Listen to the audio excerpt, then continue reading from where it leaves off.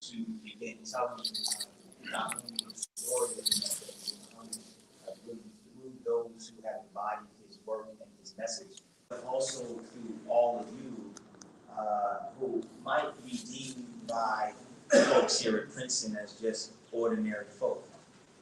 No big titles, no doctors or letters in front or behind your name. Perhaps someone who might not be recognized in the library, at least now, of Princeton University, but myself and students, some of them I'm looking at right now, have made a commitment along with the university and the Office of Religious Life and the Muslim Life Program to begin doing oral histories of many of you in this room. Our hope is that you will be willing to share your stories with our students and myself so that we can begin to document them, and that your stories and your names can then be in the library at Princeton University, so that researchers in the future, students now, including yourselves, can come to the library and find your stories and begin to share your stories that might seem ordinary to each of us, but seem extraordinary to those who have seen the work that has been established by your community, by your imams, all influenced by Imam W. Deen Mohammed. And so that's our commitment to you, that as we go toward 20 years of honoring this legacy, that we'll be able to include each of you, not just the speakers that we invite, but each of you will become part of this story, part of this narrative that will be housed in the libraries and the archives of Princeton University. We thank you so much again for your time. We'd like to invite Imam Sharif to offer some remarks and to also introduce us to our speaker. We will then allow, after his talk, some time for Q&A, some questions and answers. We'll have some light refreshments served afterwards. We invite you to stay, hang around, be family, get to know each other. Imam Sahib Sultan used to always say, give the salams to those you know and those that you don't know. I hope that we find someone that we don't know and we get to know them this evening. I encourage my students, please look around, students. You are in a sacred place. The stories around you, the people around you, the years of being Muslim and living out their faith is invaluable. So please, I'm saying to my students now, make sure that you try to get to know a few of these folks and invite them also into conversations. We have a lot. We hope that each of us will do that. Thank you so much. We appreciate you again. Always welcome to Princeton University. My name, I introduce myself. This is Imam Khalil Abdullah. I'm a Muslim chaplain here at Princeton University. We thank you so much.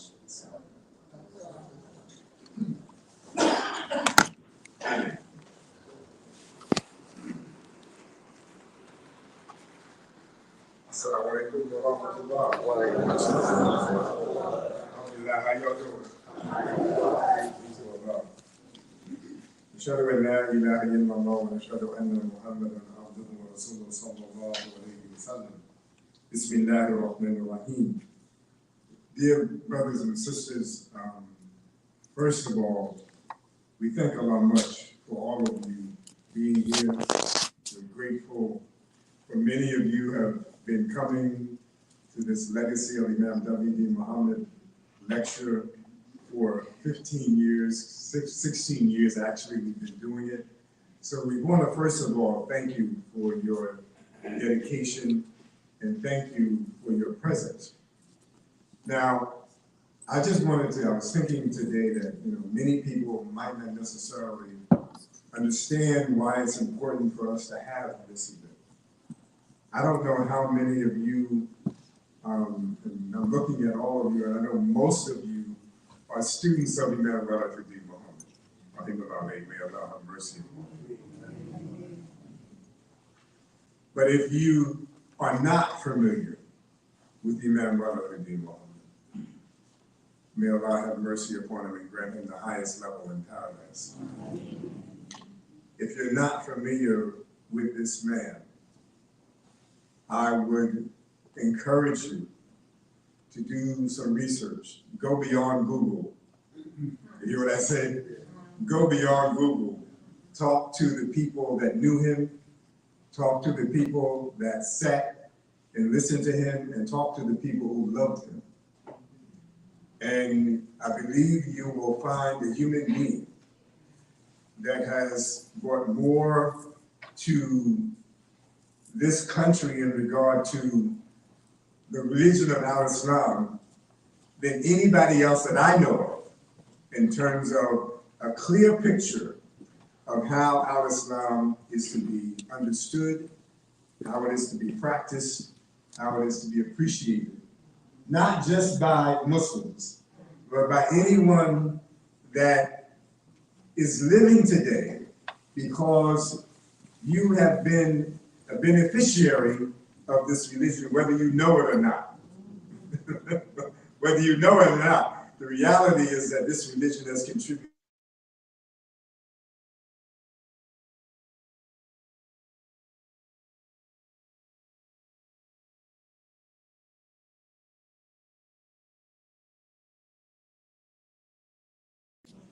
And if there is a need today in the United States of America, it is a need for better human beings. All right. So, little background, Brother Imam, Makram El-Amin, and Brother Khalil Abdullah, I knew them when they didn't have gray hair. Right? And they were like, you know, like he said, they were the young, promising leaders, and they are still, in my view, the young, promising leaders. Allahu Akbar. And they have accomplished so much, and it's beautiful to be able to have lived and seen the potential that was resonant in them manifest itself in terms of the expression of leadership that they have today. And I'm saying to you that y'all are in for a treat today. You might not know that. You might not know Brother Imam Makram El-Amin. However, I have a little bit of history, and this brother has been rich all his life. Rich, might not. I don't know what's in his bank account. I can't count the money. But he's been rich in knowledge. He's been rich in spirit. And he's been rich in love for this religion. And I'm saying to you, we thank Allah much for his presence. Let me give you a little bit about Brother Imam. He's the Imam of Masjid An-Nur in Minneapolis. Is it Minneapolis formerly? Yeah, Minneapolis, Minnesota. He is also the CEO, Chief Executive Officer. I know Imam Khalil said there are a lot of no titles. He got titles that he doesn't advertise his titles. He don't wear them on the sleeves. But he's got more titles than what I can mention today, as a matter of fact. He is the CEO of El-Amin, which is an outreach social service agency that provides food, clothing, housing, as well as health care for the neighborhood in which, you know, his community resides. He is a certified professional life coach. Now, I had to read about what that meant, right? And after I read about it, I might have him be coaching me. He is a certified life coach, and he provides this kind of service to young men primarily. Am I right, Brother Imam? Primarily young men that basically are maybe coming out of incarceration or maybe has some difficulty in terms of trials in their life. And he's giving them the kind of advice, nasiha, the kind of advice that we need in order for us to put our lives in order and to put our life, inshallah, on the path that is going to be progressive and productive, inshallah. So he is a certified life coach. Some of the things that he's accomplished in terms of, he is an American Muslim Civic Leadership Institute Fellow, right? And that is coming from the University of Southern California. Want me to say that again? The USC, University of Southern California. And he's also a Bush Fellow.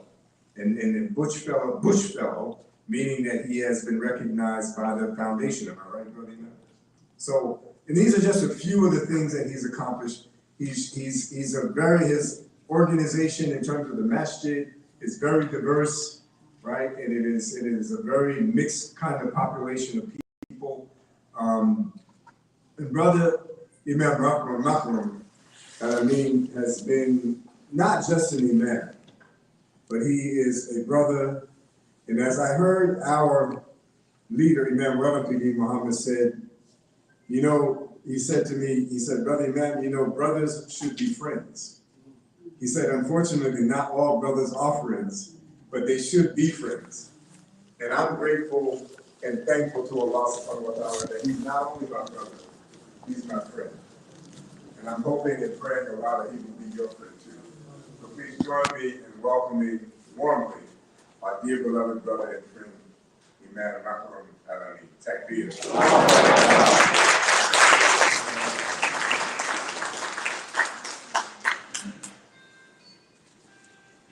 السلام عليكم. بسم الله الرحمن الرحيم. الحمد لله رب العالمين. أشهد أن لا إله إلا الله وحده لا شريك له وأشهد أن محمدا عبده ورسوله. My dear brothers and sisters, I greet you again in peace. Assalamu alaikum. It is indeed an honor and a pleasure to be here amongst you to recognize, to acknowledge, and celebrate, to discuss a person, a man, a leader who has impacted so many of us in so many ways that it's hard to quantify. It's really hard to quantify. And I think that as we consider our lives, I think, in our tradition, it said that, part of our final determination after our life is finished will be, what would they say about me? What would they say about you when you were gone? What would they say about you when you are gone? And we could say, and I'll speak for you, I'm going to take the audacity to speak for you, that our lives have been enriched due to Imam W. Our lives have been enriched, our lives have been fulfilled, our lives have been made whole in many ways with him not only guiding us and teaching us, but just caring about us. Even when he had to reprimand us, he did it, and we knew he loved us. We knew he loved us. This is a bit of an emotional time for me, just because I know that Allah subhanahu wa ta'ala has blessed me. He's blessed me. And if you have any appreciation for any of the wonderful, eloquent words Imam Sharif or Imam Khalil have mentioned about me, if you have any, if that makes you see me in any good light, just know that we just fruit from a tree. We just fruit from a tree, And tonight, inshallah, there's so much I want to say with you, and so much that I was telling them, I was struggling on putting together this exactly, I said, let me write something. I said, no, let me not write that. Let me put on some slides. And I had too many, and it come down. We went back and forth, And I said, I wanted to do something that was fitting, but then I said, I just really want to have a conversation. I really want to have a conversation with you and allow the energy, the synergy in the room to allow to guide us a little bit. But we do have some guiding comments, inshallah, and quotes and things from the Imam that I wanted to share. And I wanted to share them because many of you have heard them, and you can probably say them better than I. But he always had a way, and this speaks to who he was. He always had a way of speaking to us, even if the room was full, and it felt like he was only talking to us. So I'm going to give somewhat of a personal reflection on this too, but also where it led us to, inshallah. So if you all allow me just to have a little bit of a journey with us tonight, inshallah, and then we will open up and engage I do realize I'm in Princeton University, alhamdulillah. One of the finest, in fact, they tell me it's the #1 university in the country. That's what they tell me. Now, I didn't read it in the newspaper, I didn't read it in the magazine, I didn't read any of that, but, I have a good friend, Imam Khalil, and he just, every now and again, he just messages me like, we the #1. We me, so I've been told Princeton is #1, that's what I've been told. But I also understand, and I want you to understand and appreciate too, that we know, when I say we, meaning me, my peers, and others, we know that we represent the hopes and the aspirations and the goodwill and the sacrifice, as well as the dua. We are the products of dua. The people that prayed for us, they prayed. They didn't understand that we would be staying in Princeton one day or another, but they knew that our destiny was better than what we had presently in that moment. So they prayed for better days. They prayed that our children would go further than us. Right? Alhamdulillah, I'm happy to have my son with me. Alhamdulillah. He's recording my words. He's going to make them look nice and fancy. Alhamdulillah. And he's going to help me go further, inshallah. He's helping me. I couldn't do this without him. Alhamdulillah. But I remember so many things as a young person, and it just to give a little context. When Imam Mohammed became the leader of our community in 1975, so I was just about 5 years old.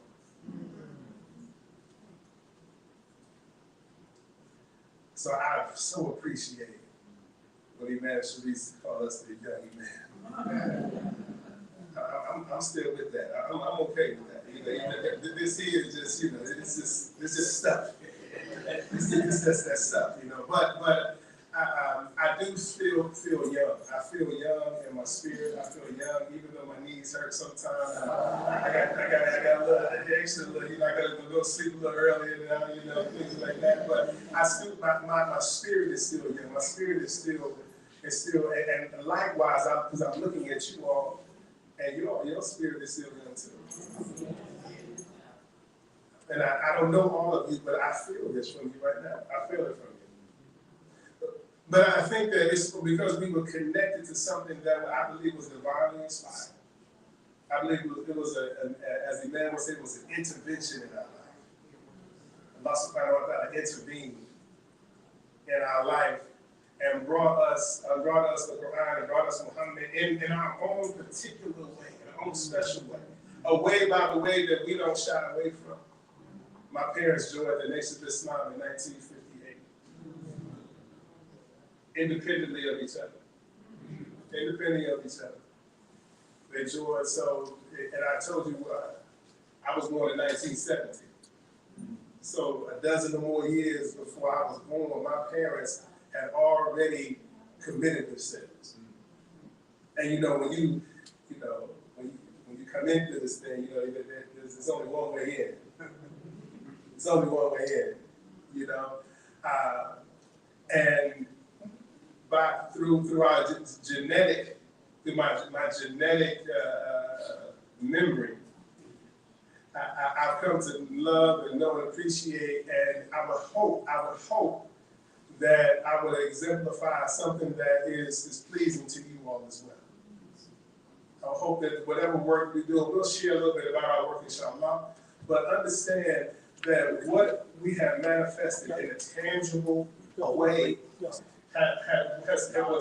nurtured, it was cultivated, it was seasoned, it was orientated, it was guided, it was corrected through the leadership of Imam W. Deen Mohammed.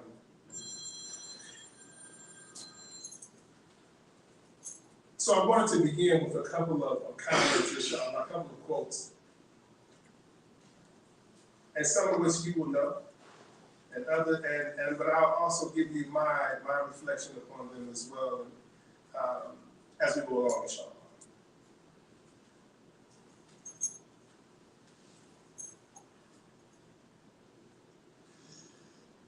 You all know in the beginning of his leadership in the early years, there were some things, some phrases that were coined. And one of those such phrases is remake the world. Raise your hand if y'all remember remake the world. Allah Akbar. Now, remake the world, this is a level set for a moment, was really Imam Deen Mohammed, really his reflection on his vision for African Americans as well as Muslims to be proactive in shaping their destiny. To be proactive in shaping their destiny in the society and the world. But he was speaking to people who had really felt the brunt of the world. We felt the brunt of the world. We felt we got the short end of the stick of the world. But he had a wonderful way, and you all know as well as I do with that, he had a wonderful way of challenging us as a people. And he also, and it was to think bigger than our situation, but he talked up to us. He talked up to us. He talked into a way that it wouldn't limit us to the present circumstances that we were. So he allowed us to imagine. He allowed us to dream. He allowed us to allow our creativity to come into this and allow us to just come in and interact in souls that we were being molded for. Souls that as we were being molded, and he gave us a language that allows us to reach.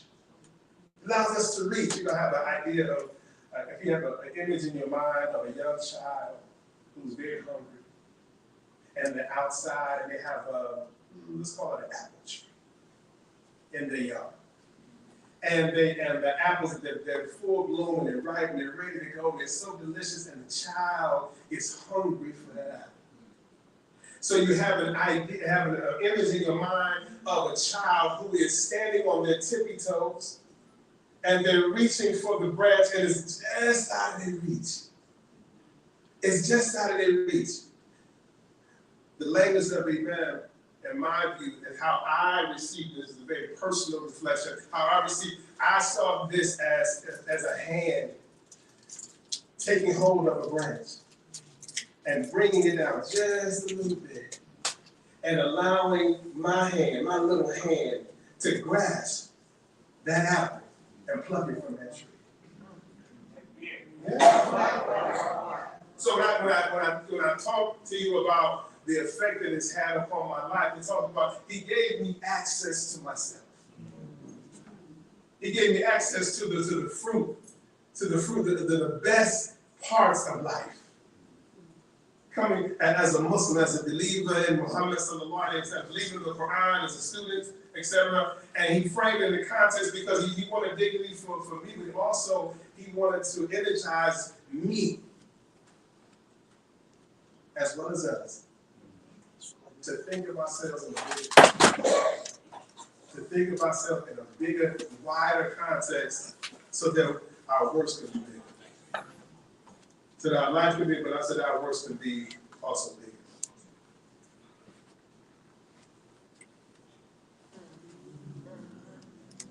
Man means mind.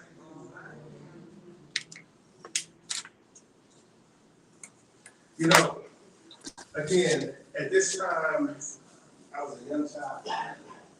So really, I didn't read this in the paper, nor did I remake the world in the paper. I got this at the dinner table. This was table talk. This was table talk for me. This was my parents breathing into me a language that they hope would take. My mother tells me how proud she is of me. And I accept that. I accept it from her because this was, again, I understand what she said, but I also understand, and I was so grateful that my parents had the courage to stay with the message that they didn't fully know where they would go. But through their faith and their convictions in Allah and God, that it would be a betterment of our life. it would change the trajectory of our life.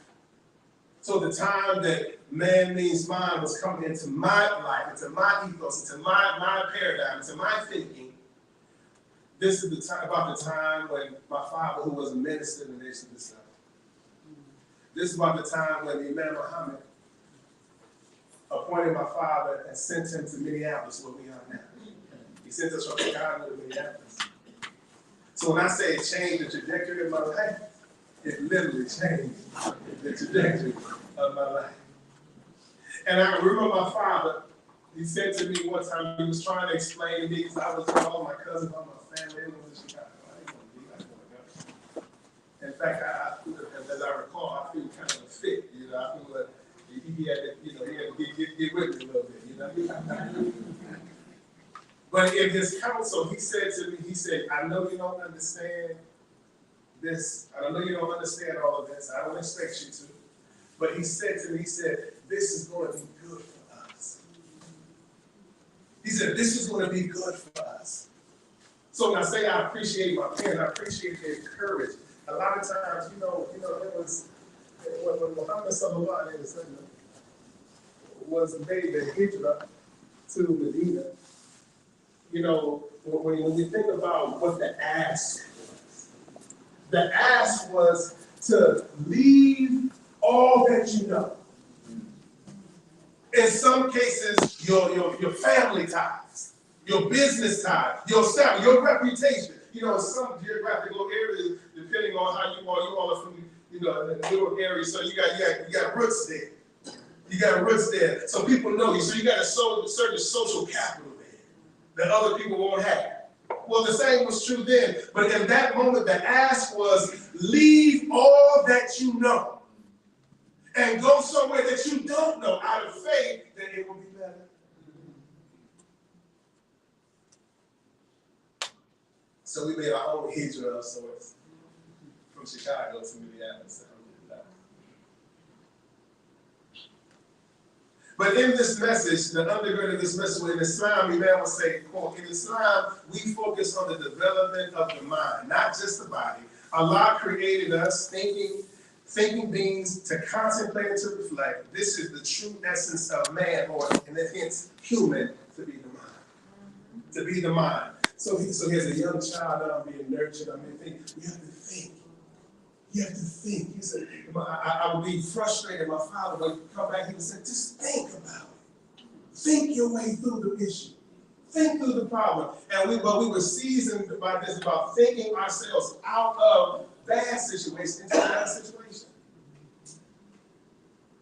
And it was such a powerful tool, Ma'am mentioned about life coaching. You know, life coaching is really trying to help people contextualize the situation. It's about reminding them who they are. I'm not giving them anything as much as I'm reminding them who they are. I'm reminding them who they were made to be.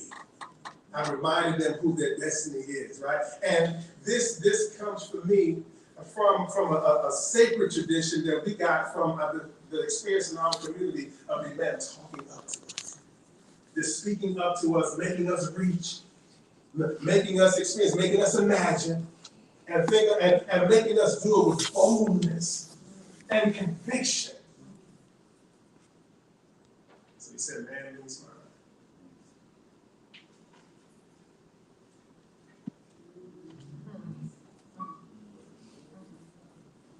Words make people. Words make people. I think, again, another one of these phrases that was coined by our leader, Deen Mohammed. And I remember, like he said, a word is anything that sends a message to your mind. And he would say to us that we need to have a diet for our minds like we have a diet for our bodies. Like we have to be guarding that. Now, how true is that for us today? With so much misinformation. So many just lies and deceit. And sometimes you can take a position, you can be upset about something that's not even true. Or you could be supportive of something that has no basis.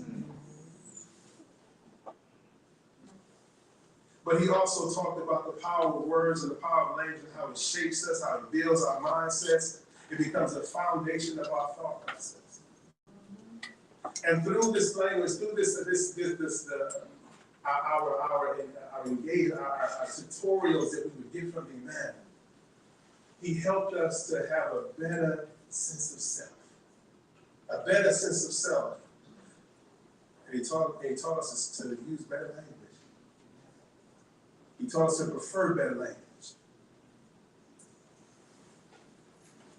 He said, what we speak into existence becomes reality. Our language gives us form to our concepts, and we must be mindful that what we say can build and destroy. It can build and it can destroy. So very early on, I came to the notion that I wanted to build something. I wanted to be a part of something. I saw my parents struggle. I saw us go from one small place to a little improved place that still is a little bigger than the place that we had before. And then we actually went to another little place before. So I saw a steady stream of progress. And in my mind and my heart, I said that one day I'm going to make a contribution to this. Because I see it being modeled before me. I see that not having the resource was not an excuse for me not to do the work. I see that model for me. That was the message that was sent to my mind. And it still sticks with me today. And inshallah ta'ala, through the works and what we established, it will live on. It will live on. If we just sit with this idea of what will they say about us when we are gone?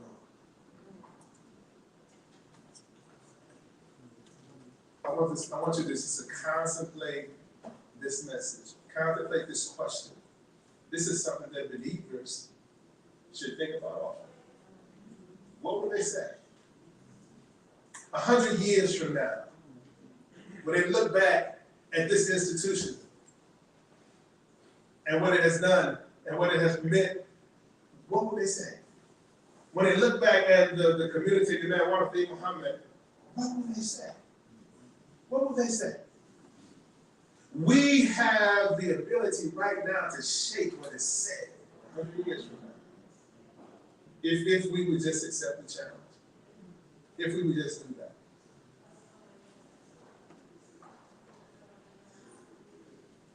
The man would say to us that real freedom starts with the freedom for intelligent interests.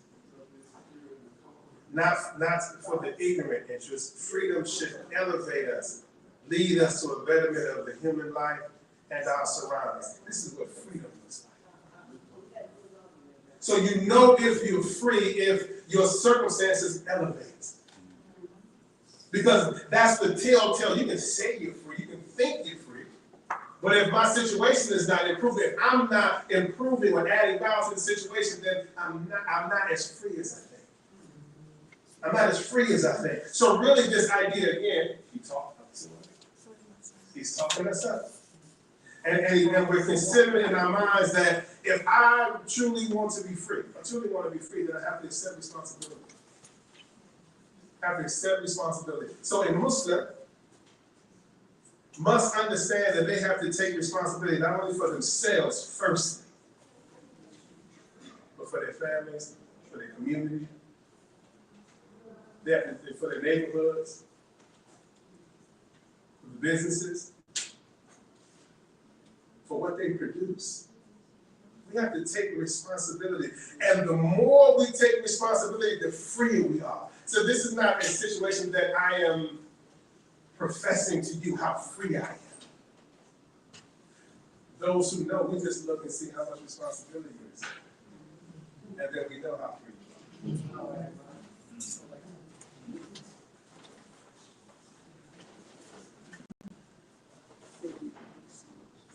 Freedom in Islam means freedom to pursue excellence in our relationship to God while respecting the freedoms of others. We don't have any idea of freedom without limits. We accept limits in our freedom. You know what freedom without limits amounts to? Rebellion. Freedom without limits results to rebellion.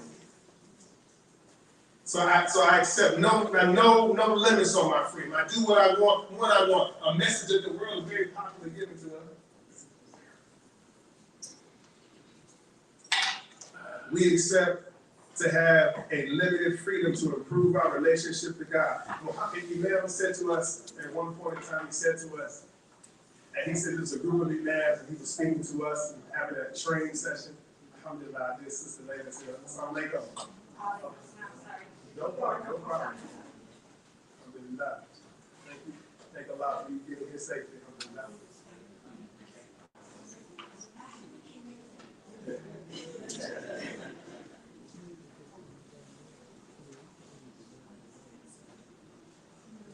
But then Muslims, the Imam, he taught us through language like this to say that not only was freedom important to us, and we had to do it, but our freedom was something that we wanted to improve our relationship to Allah with. So this idea, this is to say, and he said to a group of Imams, he said, Muhammad sallallahu alaihi wasallam, he said he needed a situation in which he was accountable to no one except Allah. He wanted to break all the ties. He wanted to didn't have things that were hindering him or encumbering his growth and his advancement. He wanted to be free to serve Allah. So this is one of the pictures that we get in the Deen. This is one of the pictures that we get when he had the ability to have the agency to establish life on his own. Under God. There was that level of freedom.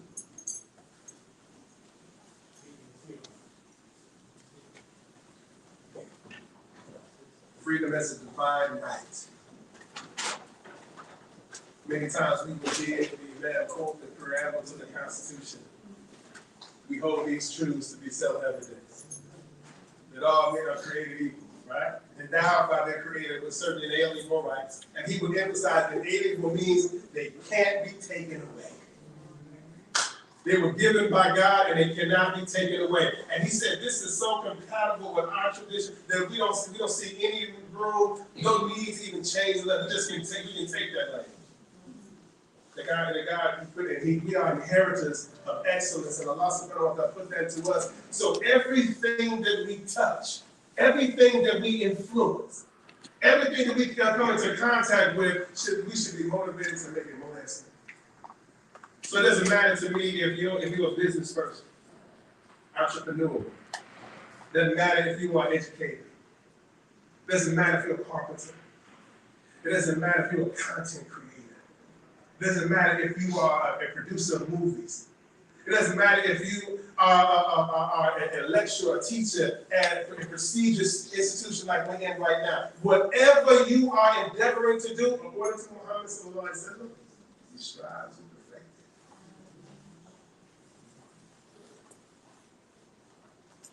it. Islam honors human dignity by safeguarding individual freedoms and promoting the common good. That is our strategy. Our strategy is the common good. It's the common good. We don't have any ulterior motives. We are about the common good.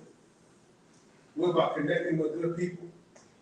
We're about building upon good solid foundations. Much of which you all know, you all have done this before, alhamdulillah, but now as we grow into a new era, a new time, it has to be elevated. It has to go to another level now. It has to go to another level. Again, it's just like our Imam would do in a very loving way, he would just talk up to us. He would talk up to us.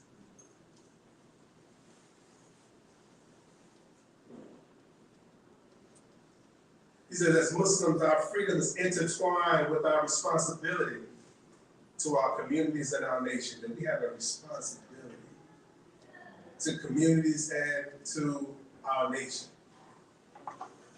There are narratives out here because we're in this hot political season that has us with a different kind of relationship with the nation. But as Muslims, so regardless of an election coming and going, and I'm not here to tell you who to vote for and all of that. That's not part of my to-do. I'm referencing the time we're living in through wisdom that the Imam has given to us. That if if you have to understand that this freedom and this justice that we're fighting for is intertwined with responsibility. Again, people who are not willing to take responsibility for themselves, for their community, for their families, they are not free. They're not free. So as we think about this idea of freedom, and this idea of what Islam comes to lift us up for, we are compelled to take responsibility to make our space better. To make our space better. Ask yourself, is your neighborhood better because of your presence? You want to have a political influence, business influence? Improve your area. Don't wait for permission. God has given us permission. In fact, God has obligated us. He's obligated us to do what we're talking about in this moment. And Imam will tell us this in so many ways, in so many places, in so many different analogies, and a degree of straight talk as well. That we need to accept more responsibility for ourselves. And I think this is still true for us today. Again, when we are able, accepting responsibility means taking a conversation, taking language, and realizing that language into something tangible. It's no more acceptable for us to have a body of language and nothing to show.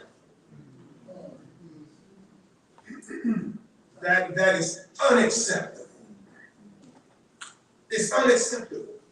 It's as if we are waiting for someone to give us permission still.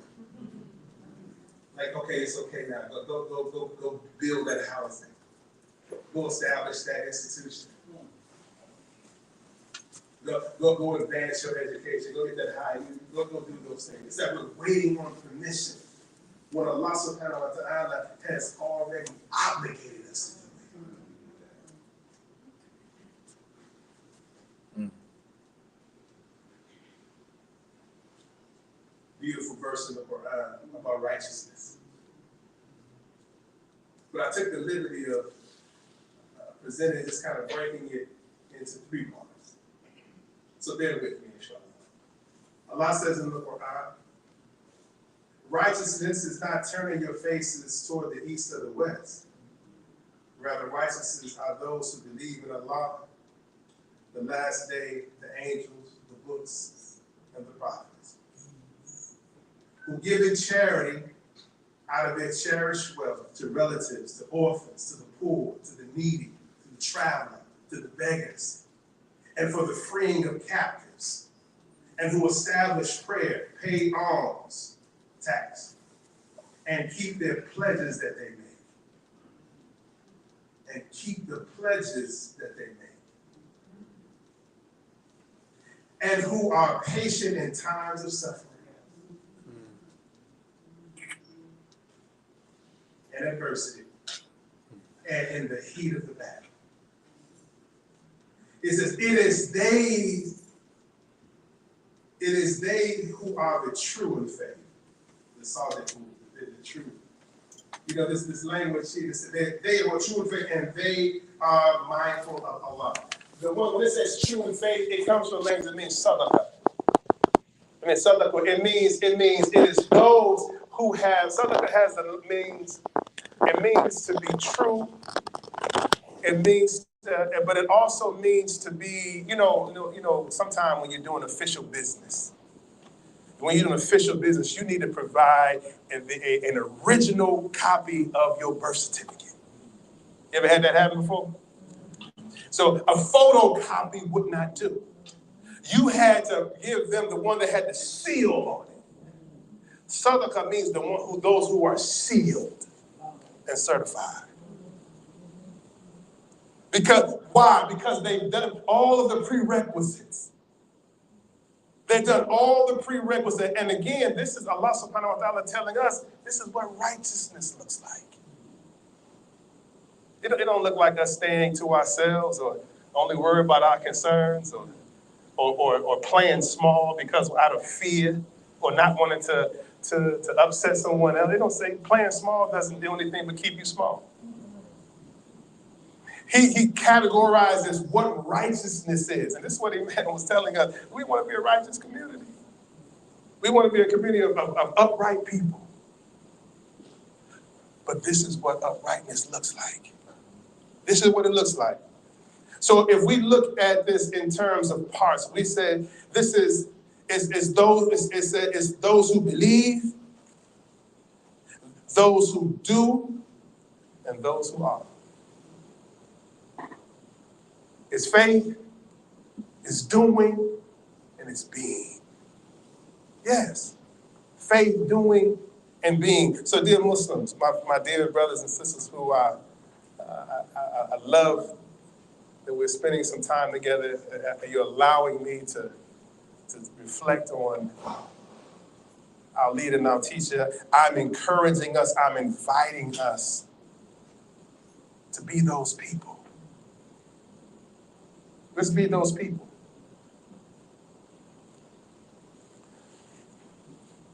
Imam said to us that service is not just an act of charity, but it is a fulfillment of our duty to God and humanity. It's not just a nice thing. All those categories, the needy, the wayfarer, it's not just a nice thing. I'm presenting to you as a strategy for us to make advancement in our community is through service. There was a Christian woman who was a recipient of some of the work we were doing back in Minneapolis. And she said to me, I'm paraphrasing because it's been a little bit, but bear with me. She said to me,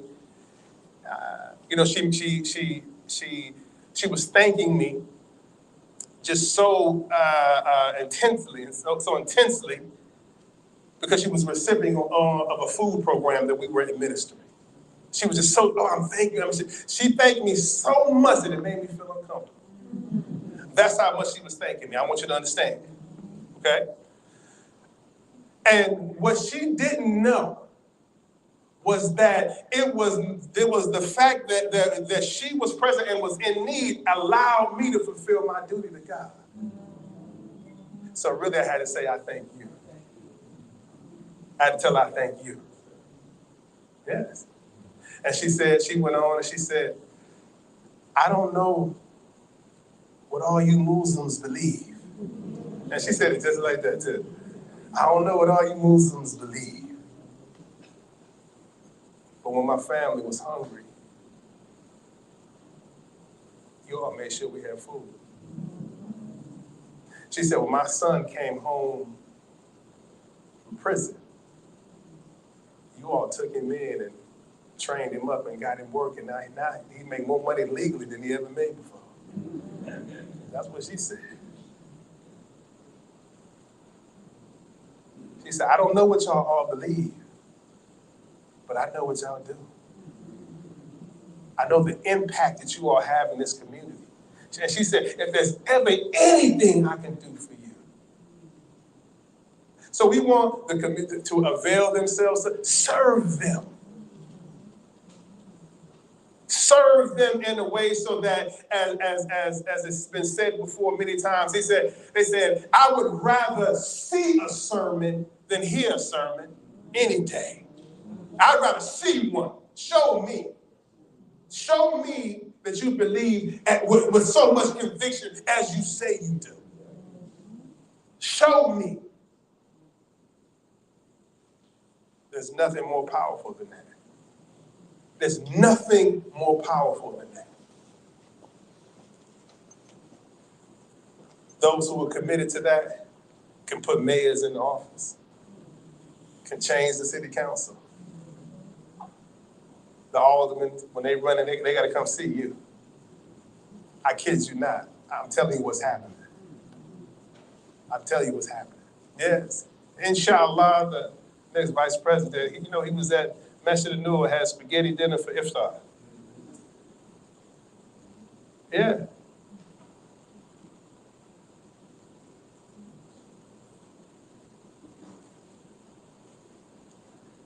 What is our aim? Our aim is to be the best of people.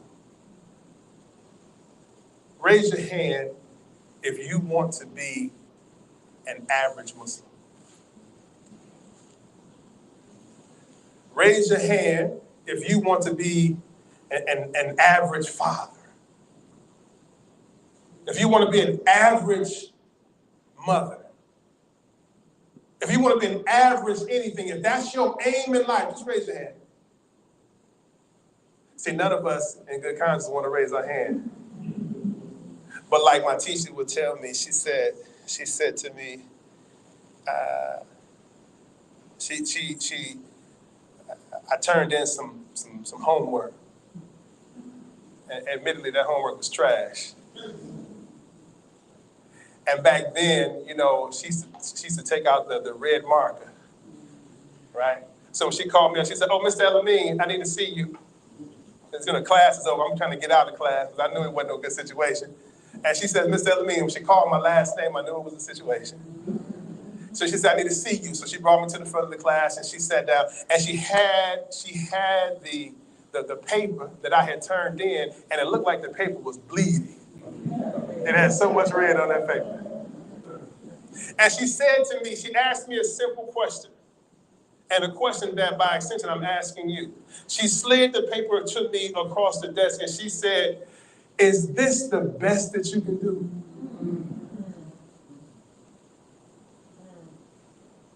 I'm looking at the paper, bleeding, looking at her.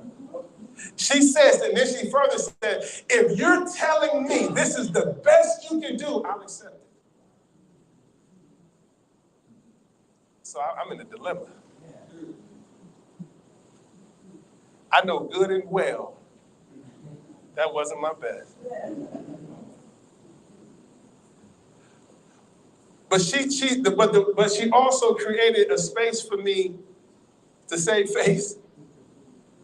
And she said, and I said, "No, that's not the best." She said, "Bring this back to me when you got your best." She loved me.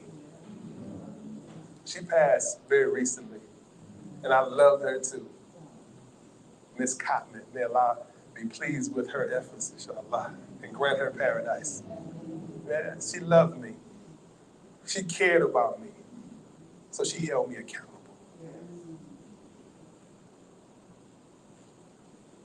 Imam Muhammad loved us.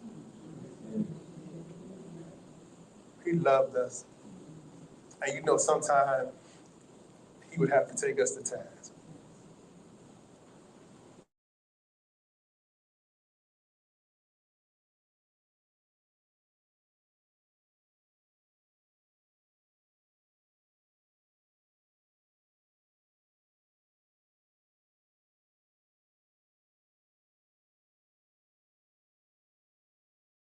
But if you cheating, if you holding out, if you playing, masquerading as being righteous Muslims,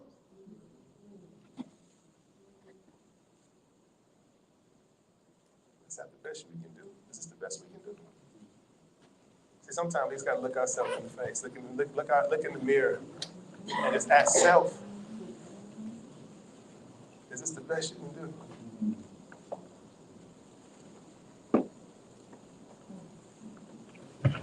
It says, Ibn Umar reported the Prophet sallallahu alaihi wasallam, prayers and peace be upon him. He said, "The most beloved people to Allah are those who are most beneficial to people. The most beloved deed to Allah is to make a Muslim happy, or to remove his trouble, or to forgive his debt, or to feed his hunger. That I walk with a brother regarding a need is more beloved to me than I seclude myself in the mosque in Medina for a month. Whoever swallows his anger, and Allah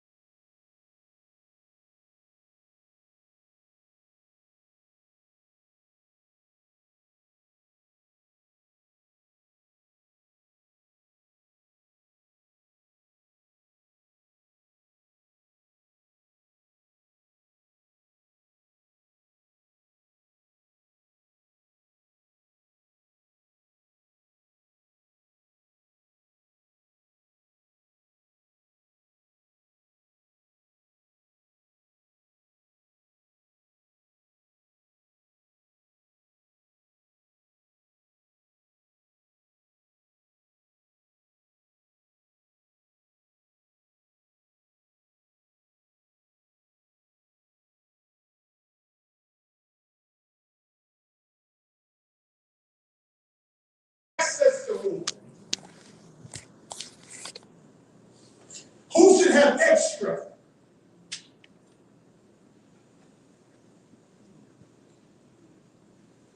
Poverty is not synonymous with righteousness. This is another one of these phrases that we heard at the dinner table. In fact, we heard it so much that my father began to tell us that he was pop quiz. What is Islam? And we had to respond. Islam is freedom, justice, and equality. Sometimes, you know, we had to do that before we ate, so sometimes I was a little impatient. So sometimes I said it real quick because I wanted to bite that chicken, you know. Just keeping it 100 with you, you know, keeping it all the way real with you. But the point is that experience has left an impression upon me all these many years later. It's what we're working for. We're working for freedom. We want people to be free. Muhammad the Prophet, he says, with the Prophet Muhammad sallallahu alaihi wasallam came social justice, social equity, liberty for the intellect, not just for the select few, but liberty for the intellect of all people. We got to be about the business of freeing people. But you first start by freeing yourself. Just unhitch to that old idea that we're not enough. Because that's what happens. When we began talking about establishing an institution alongside of the Masjid, there were those who were afraid. We was pushing outside the comfort zone. And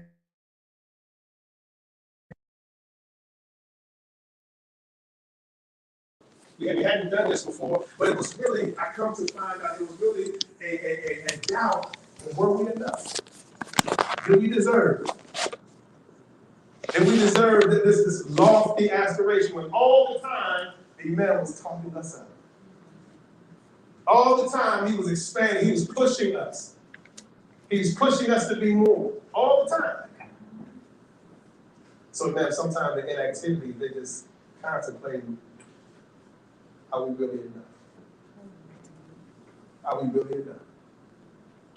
And you know, in Islam, we said that everybody didn't move right away. Everybody didn't make the hijrah right away. There was a select few, those that we know in the history that accepted Muhammad sallallahu alaihi wasallam's invitation and moved out. And then there were those who, after things kind of settled, they came along. Everybody has their role. Everybody chooses their path. But the Quran mentions the foremost of the foremost. As-sabiqun as-sabiqun. The foremost of the foremost. Those who were able to go out and chart a course when it wasn't paved roads. They had to navigate the terrain. It wasn't smooth. Those who came after, they had the benefit of smooth roads. We still need those with the spirit to navigate terrains. And in some cases, some of us have stepped out to do that and can share ways to make that terrain not as rigorous.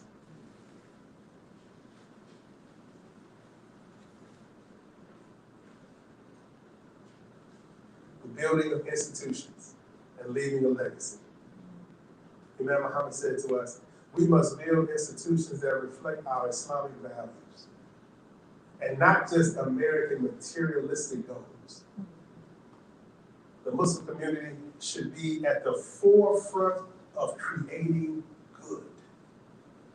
I just want to put that in your hand for a minute. I'm just placing that in your hand. I just want you to hold that. The Muslim community should be at the forefront of creating good. Regardless of the area that you find yourself in, at the forefront of creating good. Your job is at the front of the line, on the top of the list. Honest business practices, And these should be rooted in fairness and integrity.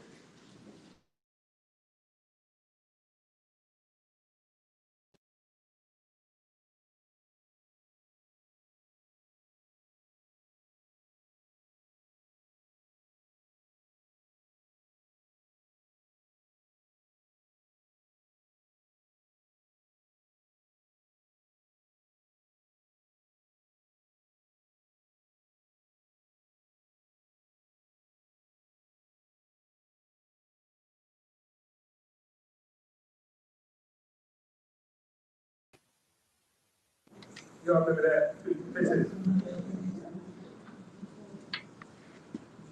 So we think about the photo again for a moment, right? And I just want to make a couple observations. So the way this image is set up is he's asking, can we see it? So it's something that's out there.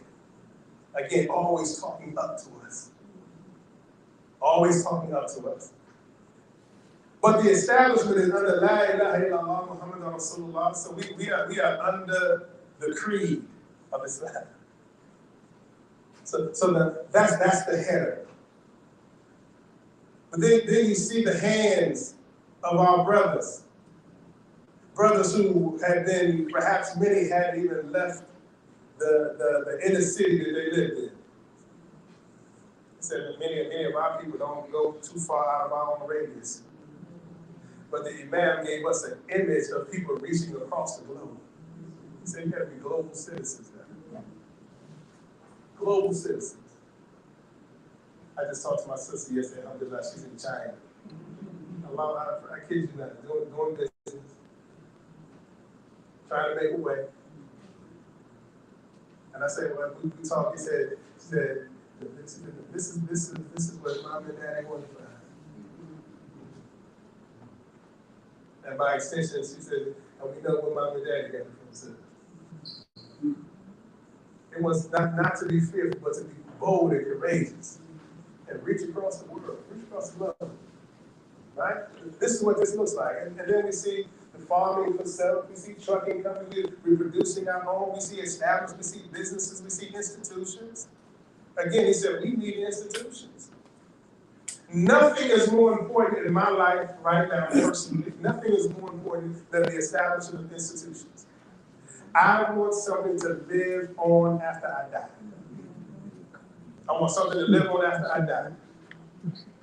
I don't want the community, after I die, I don't want the community to have to start over from scratch. That means I failed. That means I didn't do enough. We don't want that. My son and his son should be able to benefit from my work and take it to another level.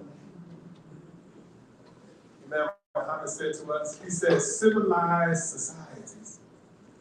He said, civilized societies never leave their futures to chance. Civilized societies don't leave their futures. We just don't see what happens. We just don't see what happens. We just play it by ear. Just trying to see what happens. He said, civilized communities don't do that. So what does that mean, tangible for us?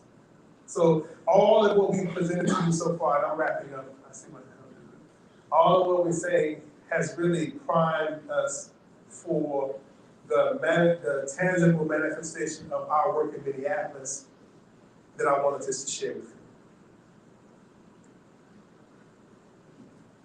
So back in 2010, we created what's called El-Amin.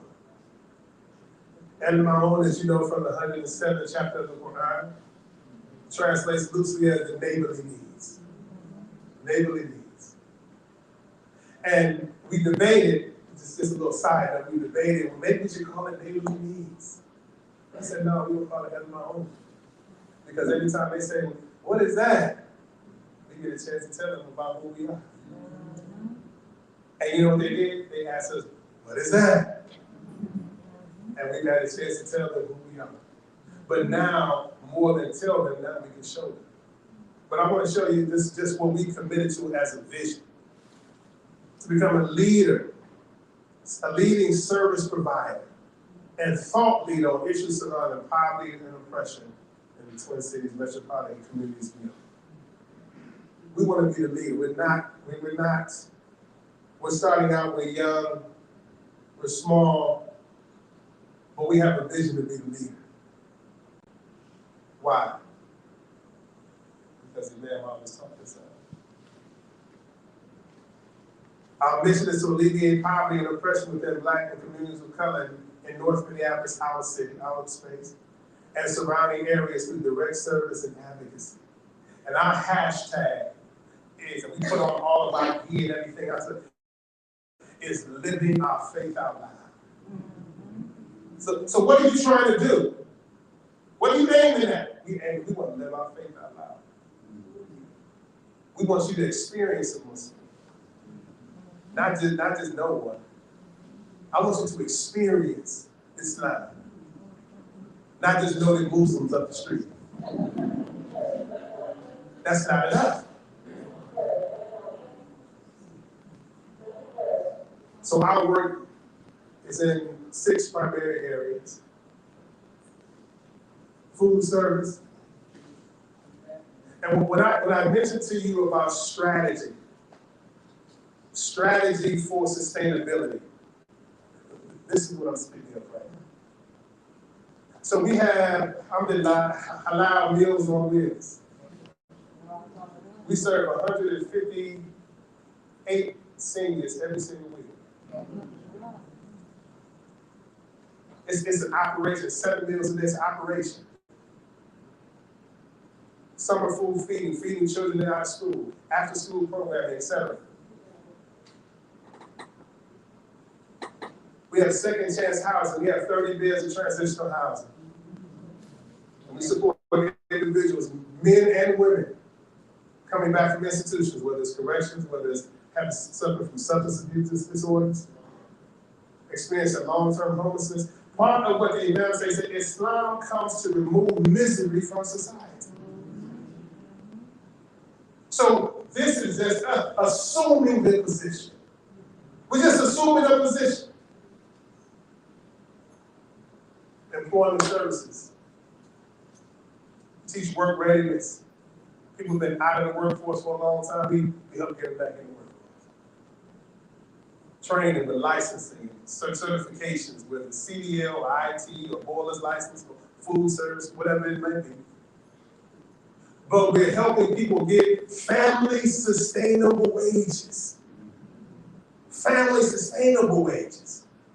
You know, many times we talk about affordable housing. Affordable housing translates in this space as a person who lives but gets a portion of their living expense from a government entity. And that's what quote makes it affordable, right? We're shifting the paradigm on this. We're saying affordable means that which I can pay for. So we're trying to help people afford their lives through family sustainable wages. We have the Sahaba Mentoring Project. Sahaba, we companions, we walk alongside of young people, youth and young adults, who need help, who need guidance, who are lost, who are violent, who are misguided, who don't have the support system. So we lean into a space of need. You ask yourself as a community, how can we add value? If you have value, if you add value, you will never want for resources. Add value. Peer recovery services, that's us supporting those with substance abuse disorders. Help them walk that path. The opioid addiction is rampant. Again, we step into spaces and places that where the rubber meets the road. And lastly, we have what's called, we're a 2Gen organization. So we just simply put, we have multi-generations, we deal with the whole family. We deal whole family, we have a whole family approach. Why am I sharing this with you? I'm sharing this with you because this is the tangible manifestation of what has evolved over time from remake the world. Man means mind. Words make people.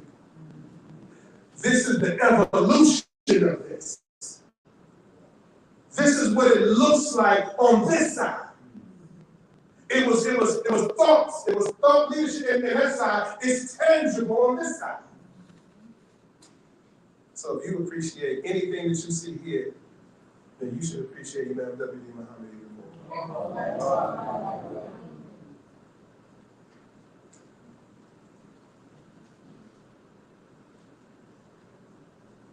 This is our team, or part of it.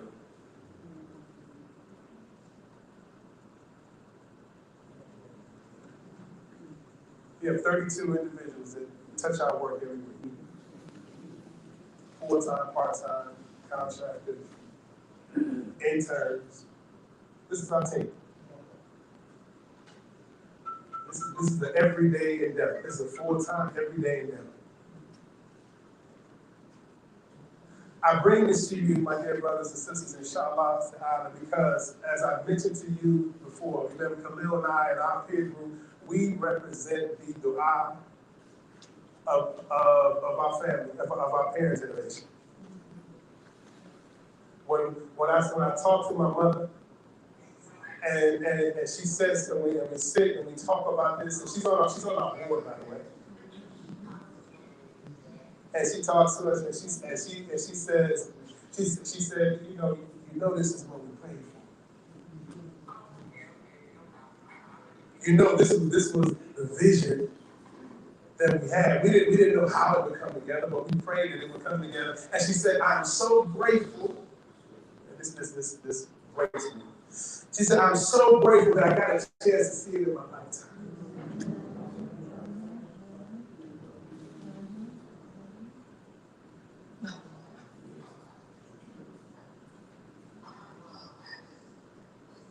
It's an honor to serve you today. To be with you, to speak to you, and share.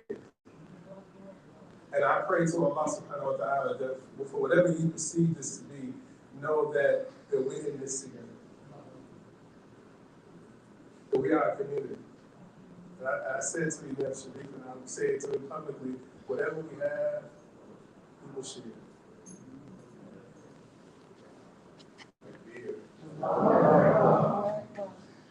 So I wanted to conclude there. I think we have time for you do it? Okay, inshallah. Yeah.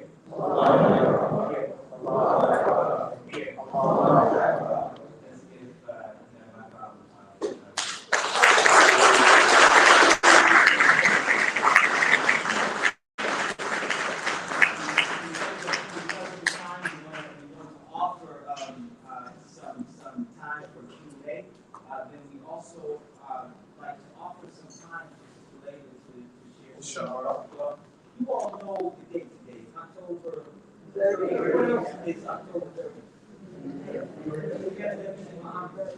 Allah. We were intentional on trying to have this on this day so that we also can be thinking about our event and also deliberating in our lives on this special day. Alhamdulillah. And I would be remiss if I didn't say this was also my great-grandmother's birthday today. My mother's going to hear this at some point. She's going to say, you didn't say that. I'm sorry. I said it, Mom. I said it. So we do want to recognize the hands that are up, wanting to ask questions. We'll share some remarks, and then we'll offer some opportunity as well for Sister Layla.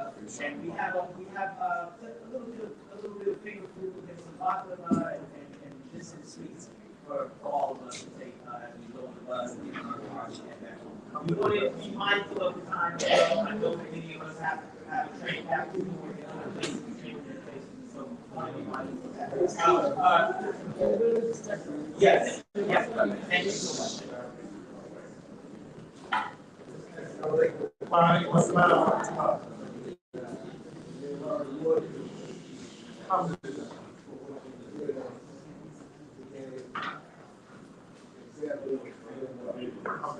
have a question. Yes, it's I'll leave it off the chest so I can listen to anybody else. This is the first time I've ever experienced someone like a name. Most of the time I hear the word immaculate, it's in reference to somebody else. So, just the name. So, Makram comes from the root word that we know to be kareem. Kareem.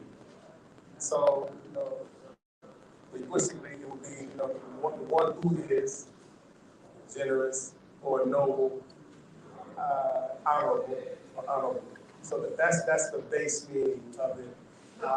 There's an extended meaning, but I think that would suffice it.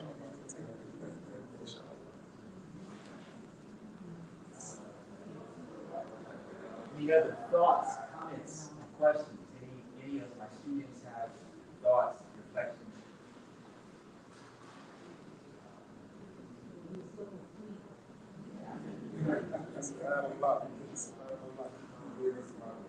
Alhamdulillah.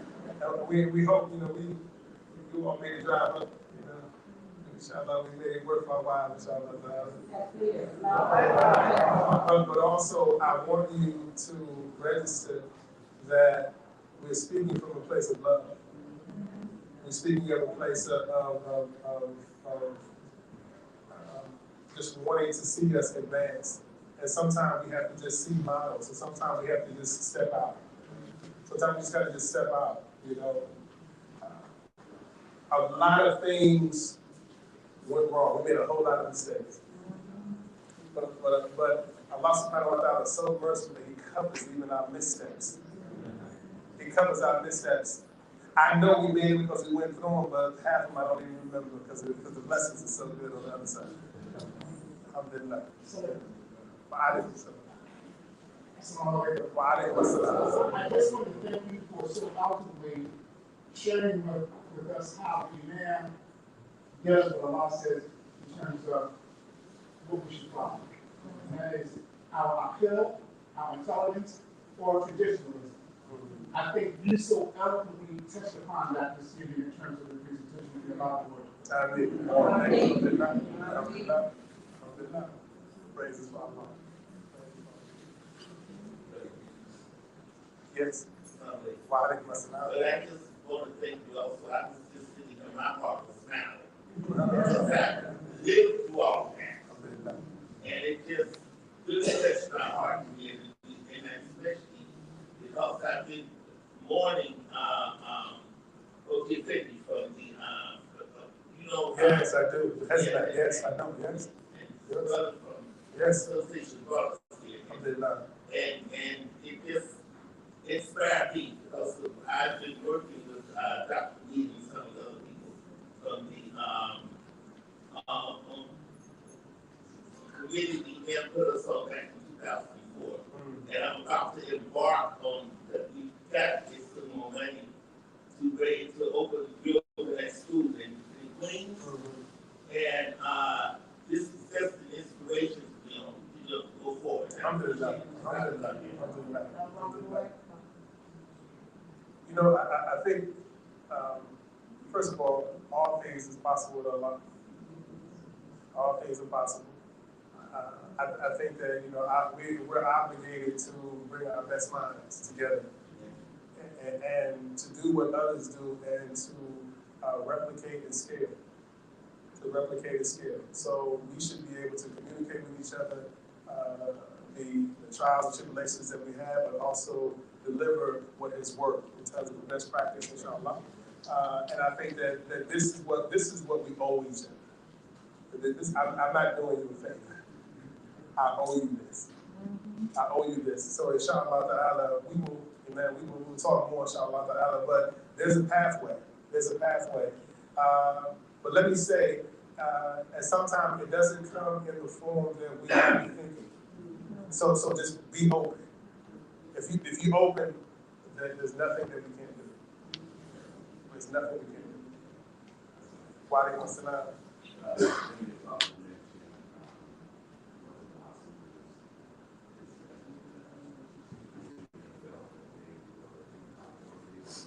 Yeah, yes. So how did you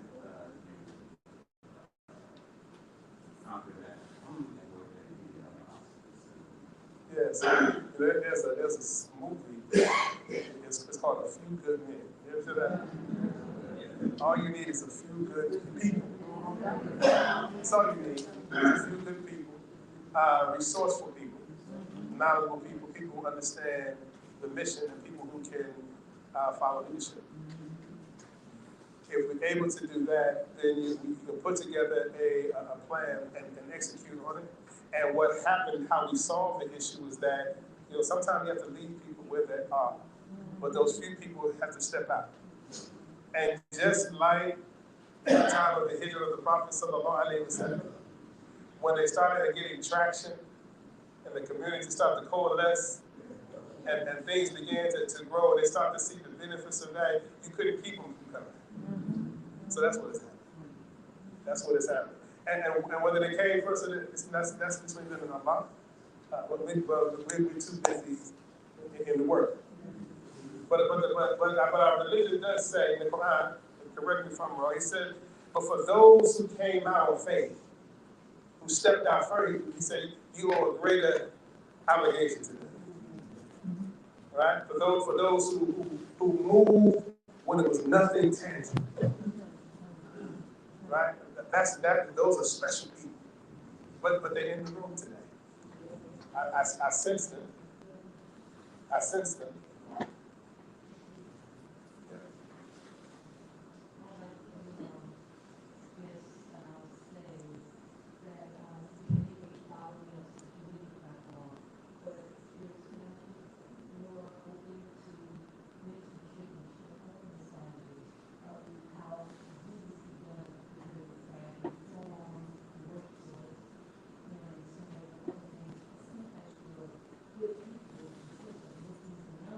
Absolutely. And that model, I hope that the short answer is yes, we are. And when you think about El-Amin is no different than, it's on the model of Catholic Charities, or Lutheran Social Services, or Jewish Family Services. You know their motivation is in their name. But how they show up, they serve who needs to be served. Well, that's our stuff. It is a how to do, but I'm only saying that there's a precedence has already been set. And there's like a rubric that's been set. And if we are diligent enough and patient enough, we can get there. And yes, we will give you everything that we have, inshallah. My second question is, I challenge you to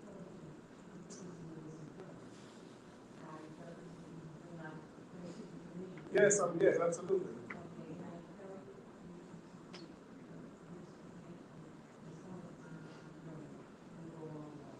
I accept your challenge.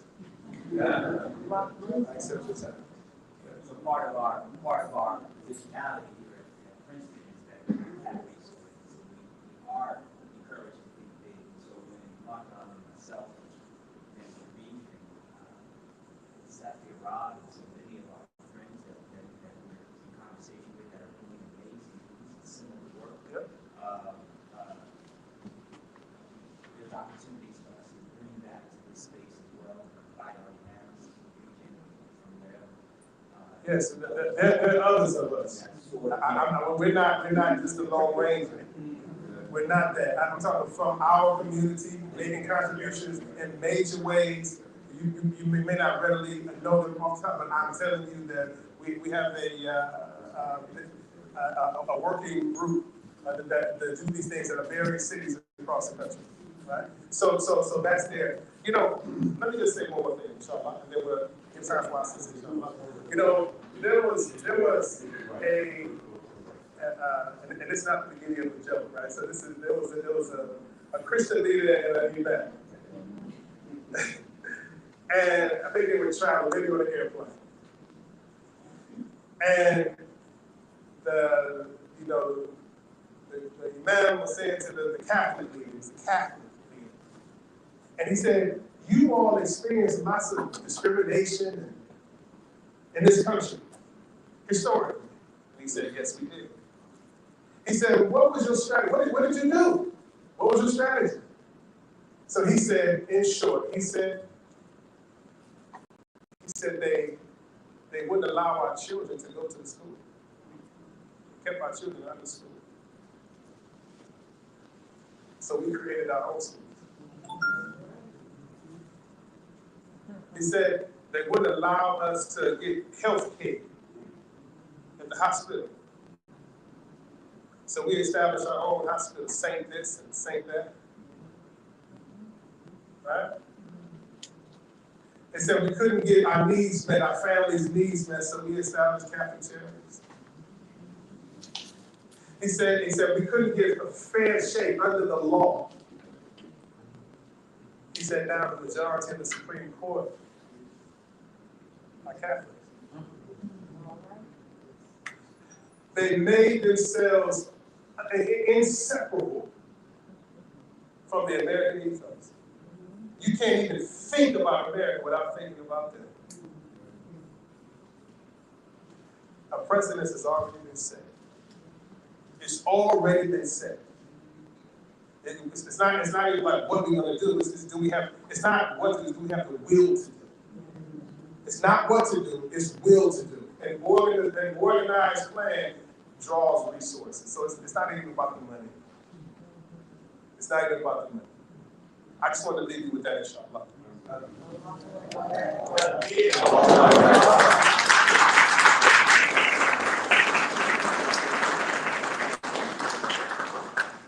We want to invite our beloved Sister Deen Mohammed to come and share. I mentioned that, of course, we know she's the daughter of Imam W, Deen Mohammed, but also in her own right has really charted her own path toward peacemaking and interfaith dialogue and community building, and is quite an artist and poet in her own right. And so we're honored to have her on this day as we celebrate and honor her father, honor her as well. And so we're so happy to have her join us.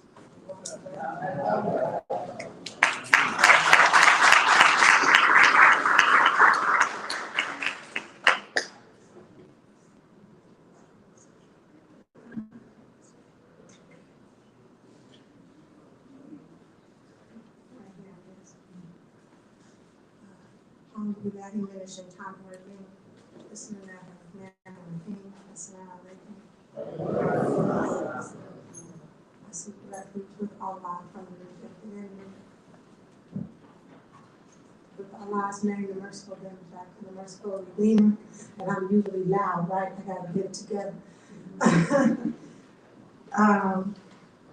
Peace be unto everyone. That's good evening. Assalamu alaikum. So a lot of stuff is going on with me right now, you all, and I'm feeling real good because I just about know everybody here. So I feel real comfortable. But I'm a little tired. But I have to be very honest that the last 16 years, I think it is, since my father, my daddy, Imam W, Deen Mohammed, our leader, transition. I think he prepared me for his transition in a few months before he passed. He talked to me about his experience when his grandfather passed. And he said that he begged Allah to take him too. And he said, some stuff you never get over. I'm not over it. And today is his birthday, and usually I'm not in a public space on this day. And so it's difficult. I started not to come. That's not why I was late though. But this morning I was like, I'm not going. And then I said, no, you gotta go, Layla. Because from being a little girl, like 5, 6, 7, my father taught me that this work is more important than our personal lives. And I'm holding fast to that, but it's getting a little hard. But I'm here, and I'm so grateful that all of you are here. I'm very grateful for the planners. Congratulations on 15 years. We thank Allah for this prestigious institution that has welcomed us over these 15 years. And I have two things that I said I wanted to say. But I'm going to add a third. So I'm going to start with the first that I didn't plan to say until I just thought about it, because I was looking at my brother. So Saturday, Sister Jones' husband, Brother Mackie, and myself and some others were in Plainfield, and we had an event around the relationship between the folklore movement and Imam W. Deen Mohammed's association. And of course, we thought about Imam W. Deen Mohammed, but I'm specifically mentioning it because of Lady Kiara. If you don't know who Kiara Lubick is, you should Google her. She's amazing. She was amazing. And I speak in the past tense when we talk about people, but Allah says, and I'm not quoting specific, but Allah says, and y'all correct me, that the believer or the Muslim doesn't die. And I know for a fact, and you can think I'm crazy if you want, but I know my mother and father are with me. So Lady Kiara is a wonderful woman. Read about her. She started at the age of 15 and she did amazing work. And her followers are still here working. And we were there with them together in Plainfield, New Jersey. Then on Thursday, we were with my brother here, Savas Orturk, and the many thousands, 5,000 plus from around the world, followers and grieving believers, but rejoicing believers because we know it's another life. And we knew that Imam Fatullah Gulen had been a servant and that he was a follower of the Prophet Muhammad sallallahu alaihi wasallam. And I personally, from knowing them the last 7-8 years and traveling with them around the world, sleeping in their homes, I will tell you, their community mirrors ours. We mirror theirs. And only because our leaders are followers of the Prophet Muhammad sallallahu alaihi wasallam. So we're grieving for that too. And then I'm here. And then I see my next pictures all on the screen. And so I'm trying to hold it together. Because I know I can't really say it, but Allah knows in my heart, it's okay if I go now. I don't even care, you know? Because Allah has blessed me to breathe and to live and to see so much and to be a part of so much. And as your mother said, I'm glad to see you. Because I saw even more than the vision. I was 15 years old, 50 years ago in February, when the Honorable Elijah Muhammad transitioned. But I remember the models that we had. And then when he transitioned and my mother and father got to work, because I remember my father saying one time, we were in our house in the basement, and I didn't even know what the heck he meant, but now I know. He said, I can't wait. I'm gonna set the things straight. And him and my mother, they took off in 1975, and they started setting it straight. And my mother, Allah tells us to reverence the ones that bore us. My mother transitioned last year. We buried her on my birthday, November 30th. She started, if not the first, but one of the first, 501c3s, federal organization, Sister Clara Muhammad Memorial Educational Foundation. Allahu Akbar. She and other sisters, they never took money, they volunteered, they went into projects, cleaned up the projects, they sent women to school for higher education and trades. They ran a food pantry. It wasn't called that back then. They also had a resale store, and they did what you said. You were very smart. My mother used to go with Sister Camilla Hassan, another pioneer. They used to go what they call jumping, which was to the resale shops. And they used to go in an upper class neighborhood right outside of Chicago. And one of the shops that they went in, my mother started talking to the ladies that owned the place and ran the place, and they were Jewish women. She said, "How did you do this?" And they told her. My mother went home, talked to my father, said, "We're gonna do this." And they did it. And the rest we could talk about forever. But I'm so happy to see that you understand we don't have to invent the wheel. We just got to do it. And I have a few streams of income. One of them during COVID was Mary Kay. And not for the makeup, but for the skincare, because I'm telling you, it's good skincare. But they taught me. The lady said, "You don't have to do nothing but copy the cat."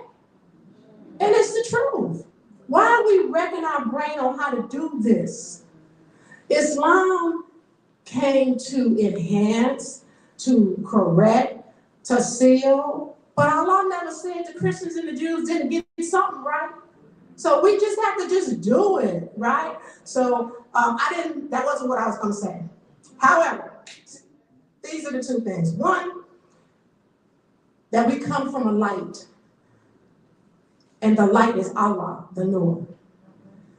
And we've seen a lot of lights, all the way from our ancestors in West Africa to all of the civil rights people, all of the Underground Railroad stuff, to the Nation of Islam, and to Imam Muhammad. And he's in that space, and it wrecks my brain because I can't think that it was 50 years ago. It's unbelievable to me. But it's the truth. And it's now us. And I say us because, yes, we want the young people, but we are blessed to have 3 generations. I like when you said generational. We have people that are in their 20s and 30s, adults with good minds, good talents, good ideas. People that are in 40s, 50s, and 60s, another generation with the same. And then our seniors, and I'm gonna put my husband on the spot, Imam Shahid Abdullah, 82 years, can figure out anything on that computer because he puts his mind to it and he keep on, and then he gets it. We have 3 generations. What? We have no excuse. We have to do this. And I'm like your mother, I want to see it. I want to see some more of that and some more of that, and I want to do it too. I want to be a part of it. And I've said many times to many people, some people let me in, but I'm saying again, I'm a worker. Let me work. Let me stand side by side with you. Let me work. Let me fill this place up because we can do that. Let me bring students here. We can do that. We shouldn't just talk to each other. It should be strangers in here. That was my second thing. I think that was the second thing. And the last thing is easy. So a personal thing is that my father's birthday one time came on the first Sunday. And I was his office manager. And I was like, Dad, it's the birthday on first Sunday. Should I get cake? And we're going to make dua and we serve cake. And he said, no. And he saw my look. I was like, He said, we don't celebrate birthdays. So then I looked at him. He knew me. So I ain't saying I'm just looking. And he said, yeah, we do in our family, but we're not celebrating. We're acknowledging the life that Allah has put us with. He said, we do that, but we can't really do that in a big way.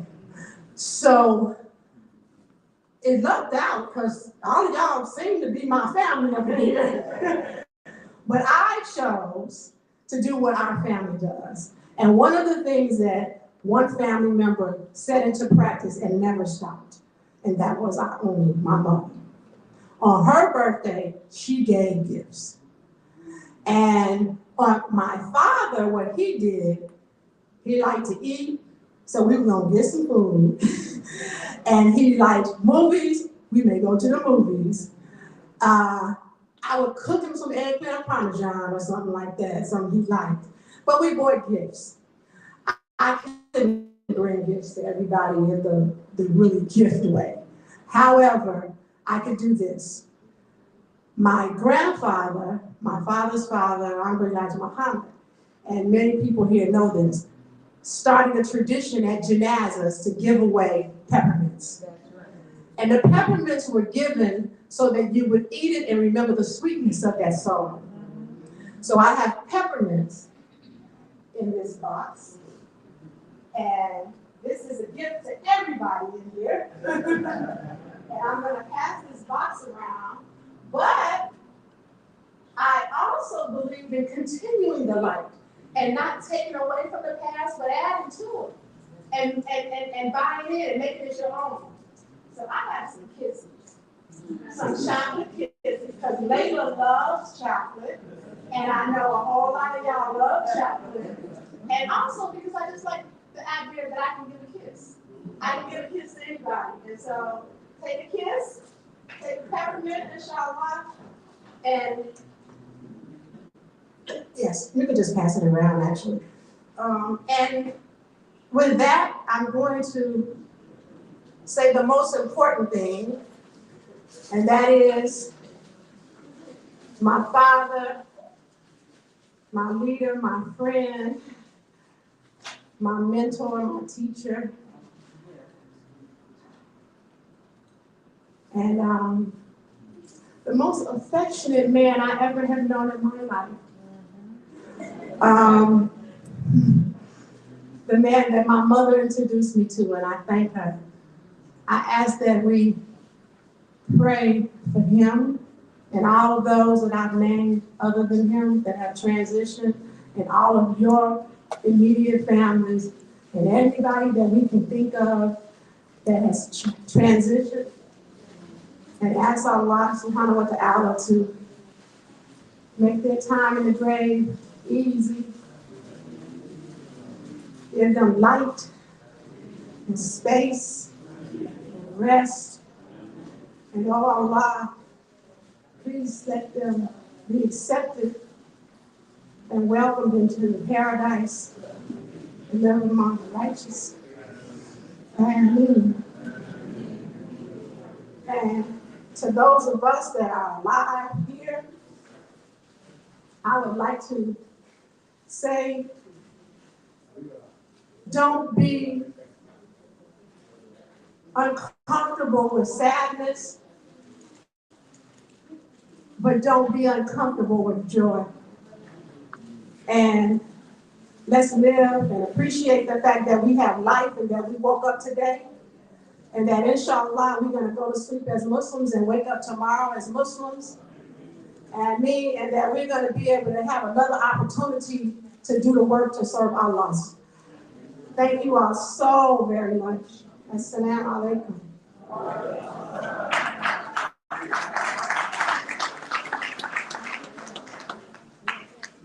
Oh, I forgot. I'm gonna touch your heart. I forgot. I gotta share something with you all. This brother right here, he knew Imam Muhammad, because guess what he did every year? He sent him a big old basket to the office with Nabisco cookies and stuff. And I remember my father would be so happy. Yeah, I forgot I was going to tell everybody.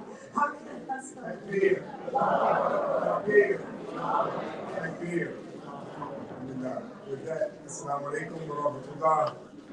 We want to again thank all of you for coming out tonight. We thank Allah much for giving us the opportunity, Brother Imam, to be here at Princeton University.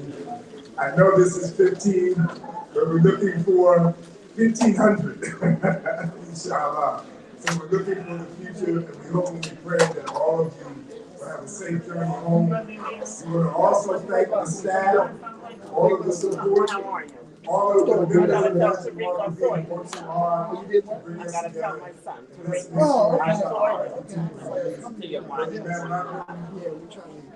that Listen, we know you came to Princeton University, but we want the believers to know that Friday, Imam Makram is going to be at Masjid of Deen, 19 Fenwick Street in Newark, New Jersey, for Salatul Jummah. Y'all caught the first part, come to the second part on Saturday, on Friday, inshallah.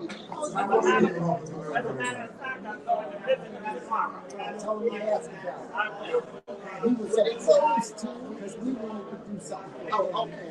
But we had a lot of stuff going on, but I told him something. Let me know one Saturday, Sunday, or whatever he's free. Come down, visit us. Okay, I will. Give him a good recognition of the center. Oh, yeah, that's nice. Okay.